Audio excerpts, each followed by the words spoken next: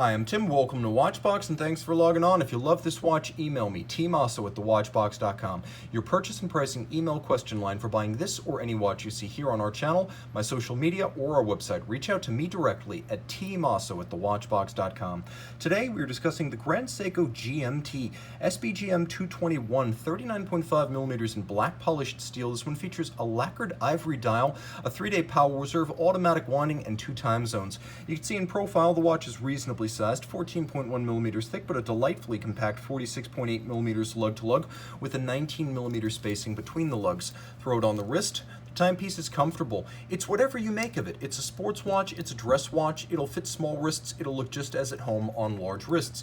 Some timepieces are just sufficiently beautiful that even if your wrist is a tree trunk, you're not going to outshine the hardware. This is a watch that'll hold up against even the largest of forearms. Let's take a quick look at the hardware and the software. This is a Grand Seiko strap, factory, and as you can see, brand new. It features no gouging, no crimping. It's calfskin on the bottom and it's alligator leather on the top. It's a medium rectangular scale in a gloss finish with a monotone stitch and a folded edge. It is remarkably smooth. I don't know how Grand Seiko creates these brand new straps that feature a broken-in souplesse and a butteriness that, well, frankly, is unlike anything else in the industry. I don't know what they're doing, but I'm glad they do it. The clasp itself is evocative of the early days of Grand Seiko, not in the deployant architecture. That's new. It's a twin trigger release deployant with a metal strap minder built in, but you can see the logo is the vintage Grand Seiko logo from the early 60s, because this watch is, of course, heritage inspired. It's designed to evoke those early 60s Grand Seikos. So this is not the 9S, it's not the 44GS, this is often the history and heritage design. And as you can see, the lugs are broken out from the case band, and the case band itself is beautifully rounded off, but it's the black polish, that optically smooth mirrored finish, that sets this watch apart from its Swiss competition. This is executed by holding the surface to be black polished directly against a spinning tin plate, and this milling, which involves eye-hand coordination and at least 3 years of training in the craft, is known by Grand Seiko as Zaratsu finish. Now, it's practiced on European-made Zalitz machines. Although that's the origin, the foremost practitioner of this art now are in Japan at Grand Seiko, so Europe, eat your heart out. I'm sorry.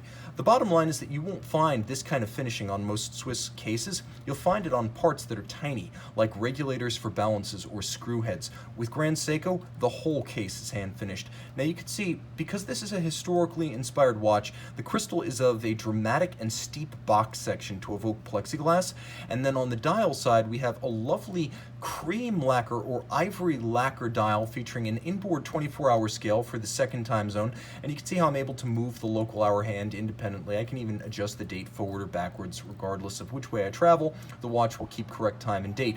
I also have a hacking seconds function, so when the watch is properly wound up, I can stop the balance and set it to a reference time. The hands as well as the dial furniture are exquisite. They're placed manually, but they're also finished manually, and you can see the faceting, which is executed on micrometric diamond-tipped milling tools by artisans who just create these parts. It's spectacular. It surpasses Rolex's manufacturing tolerances as well as the beauty of Rolex dial.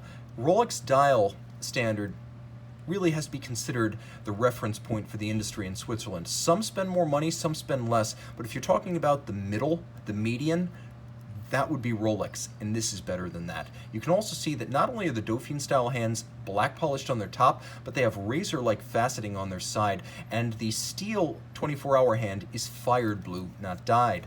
Turn it all over, you can see the movement, caliber 9S66. It's the dual-time version of the 9S65. It's adjusted in 6 positions, not the Swiss chronometer standard of 5, 6 positions, 35 joules. It beats away at 28,800 vibrations per hour with the dual time zones and the hacking seconds.